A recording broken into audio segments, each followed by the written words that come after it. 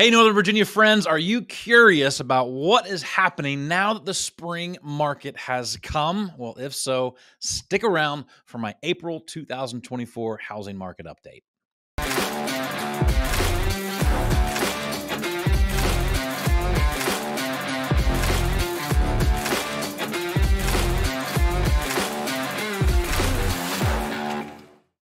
In this video today, we're going to talk about what's happening in the real estate market in Northern Virginia, what's inventory like, what's prices like, what to expect for interest rates. And if you stick around to the very end, I'm going to talk to you about one controversial tactic to win multiple offers.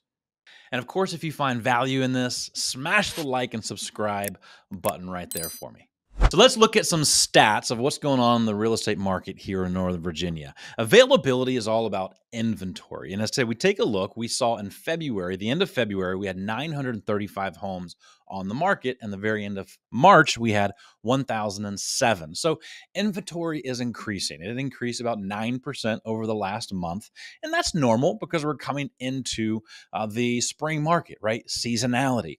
Though this is interesting, look at the very next one, and this is under contracts.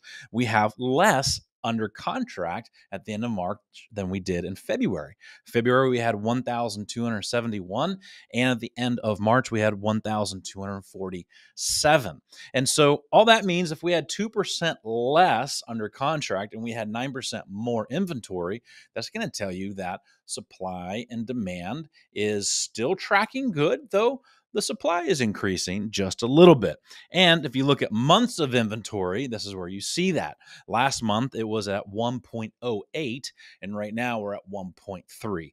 And y'all, even though there is a difference in that, there might be a little bit more inventory for a buyer to shop at the moment. It's still very low inventory historically. So if you are a buyer, just anticipate the fact that there is still low inventory. But good news, a little bit more than last month.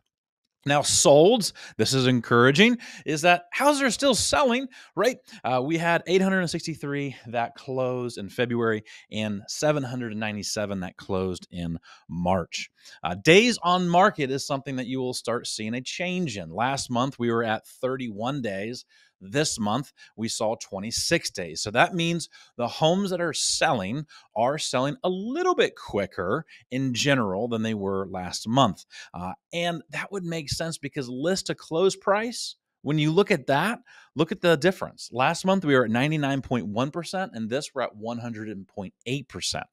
That means sellers are statistically making about 1.5% more right now in the market versus a month ago.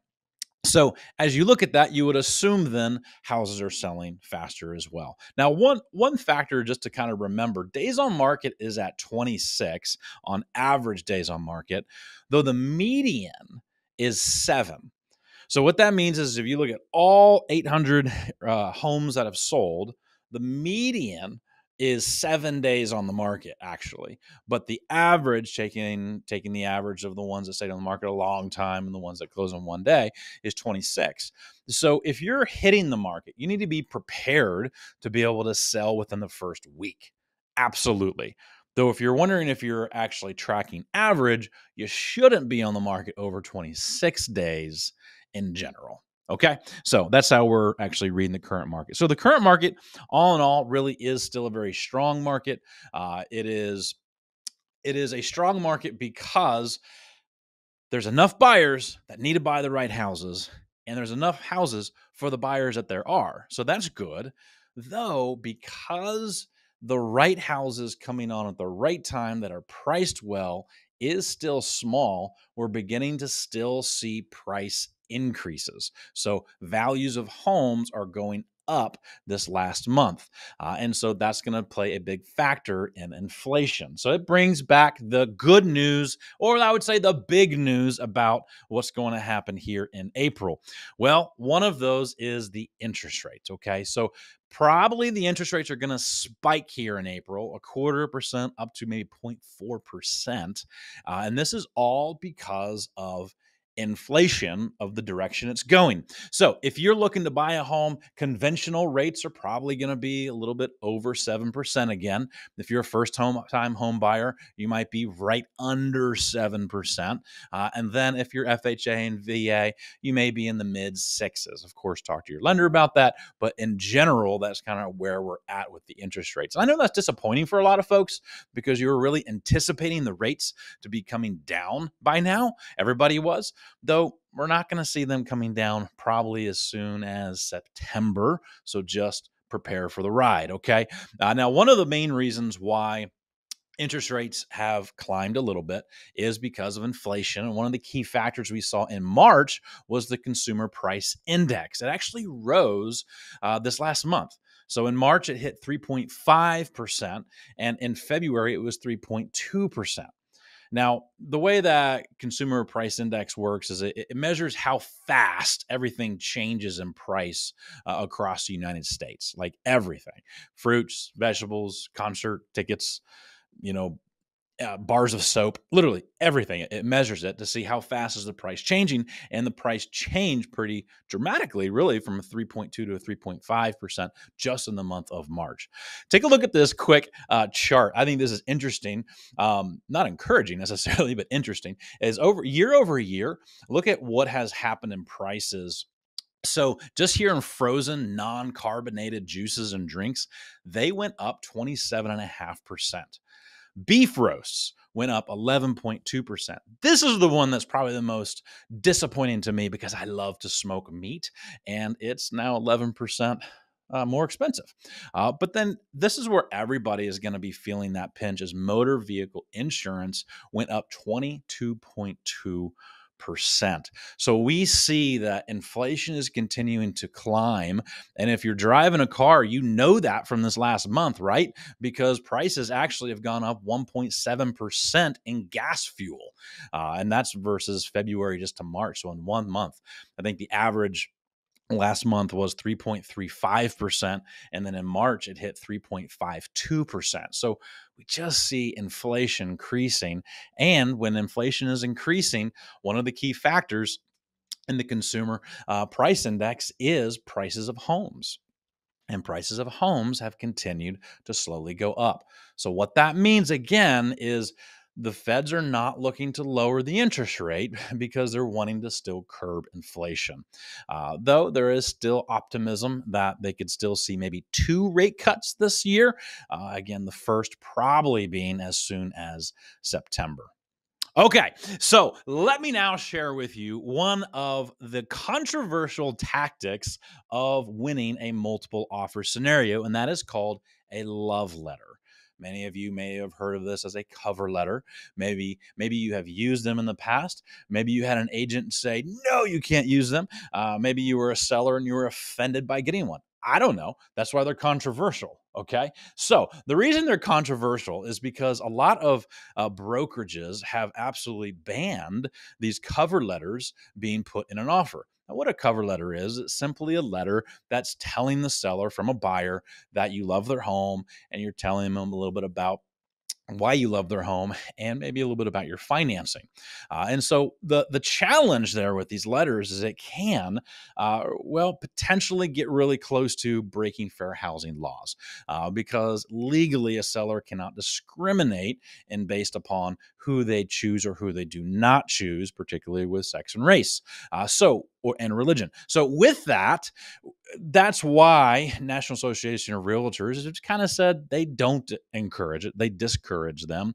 Some brokerages have, discouraged them. So if you're a buyer and you're looking at putting a love letter together in your offer, just consult with your agent, see what they're able to do. But let's just take a step back. Now that I've given you the caveat, which, right, you kind of got to be careful on who does it or doesn't. It's not illegal. You're absolutely allowed to do it. You just have to do it really smart so that you're not at all pushing up against these fair housing rules. And so I think the biggest way to not actually break the fair housing laws is really by not telling the seller a whole lot about yourself. That's where buyers and sellers can get in trouble. You say, "Hey, this is my age, this is my religion, this is my race, this is the church I go to." Well, oh gosh, you can't do that. Okay, you can't do that at all. So the best thing is, try to talk about yourself as little as possible. Though there is some advantages with writing a love letter, is because you get to tell the seller a little bit about what you love about their home.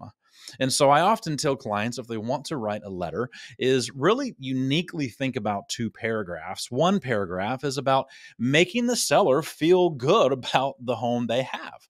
A lot of sellers love their home. They've done a lot of work to their home. And if you loved the deck, then you can say, "I love the home. I can see the quality, care, and maintenance that you've taken. I love the deck." Well, it might hit that seller unique because maybe they really had a lot of pride and ownership over what they did on the deck. And so it can help at times, but you want to make it about really sharing with them what you love about their home. And then if you were to consider, talking about yourself, I would do it in such a way where it's really more about kind of what's your line of work. And the intent behind there is simply due to quality of financing. All right. So here's a fast story. Uh, as a listing agent, when I receive multiple offers from my clients, let's say I have 5 offers, and some people put a love letter in, I always remove it. Always. I don't show the seller the love letter right away. I want them to look at the offer. I want them to look at the numbers. It's my job to represent their best interest. I want them to see the quality of their financing. I want them to be able to see what the sales price is. We got to look through all the terms and assess what's the best offer that protects the seller and hits their goals. Though, what happens if there's two that are almost identical? Okay. What happens at that point when the buyer and the seller is like, "I don't know which one I choose." they're both identical. Well, that's where often it will come into play, where either a listing agent will share the letter with the seller to say, "Hey, here's a little information about these buyers." Or what will happen is, and this is what I do sometimes, I still don't share the letter at times with the seller, though I know that buyer one, government contractor, just moved here from Georgia, just started a new job, been in the industry for 5 or 6 years, and I can share that. I can say, I don't really know anything about the buyer too, other than I talked to the lender, and their lender says they're really quality financing. Buyer one sounds like they're from Georgia, contractor in the area, moved here for the job. And so you can kind of give some context for the seller to say, all right, who do I feel most comfortable with in regards to choosing the buyer with that has the strongest financing? So again, consult your agent on this, but I would say don't necessarily rule it out all the time. It could play to your favor. And then also, to be fair, I will say it can play to your detriment as well. Fast story. I just had a colleague of mine last week say, "Wow, Sean, a love letter just bit us." Because they put one together and it was simple, but they did talk about how they were married and there were a couple buying this condo. And sure enough, the agent found out that the seller kind of knew that one was a couple and one was a single person buying their first home, and they just liked the idea of a single person buying the home. So the fact is, you don't know what the seller prefers. Okay, so you got to be careful. So they can bite you at the same time. I've seen them work a lot. Okay, I even had one time where a buyer went so far they put a letter in the mailbox, and I don't think they should have done that. But my seller saw it and they loved it, and they wanted to know which offer were those people. Well, we have to be careful. But if you're a buyer, to win multiple offers, get good advice on how to do it wisely, so that you're not breaking fair housing laws. All right. Hopefully that is helpful. I hope you have a wonderful April.